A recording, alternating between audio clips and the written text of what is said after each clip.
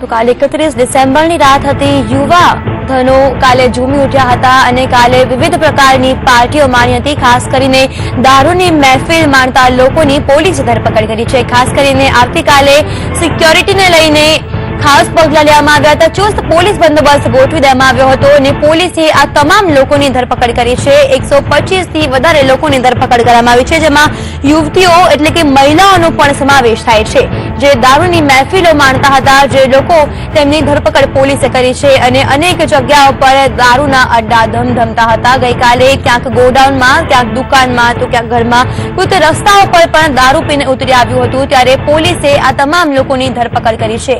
મહત્વના સમાચાર અમદાવાદથી મળી રહ્યા છે। આજે 9 વર્ષનું આગમન થયું છે, ત્યારે ગઈકાલે એટલે કે 31 ડિસેમ્બરે લોકો પાર્ટી મનાવી હતી, દારૂની મહેફિલો માણી હતી।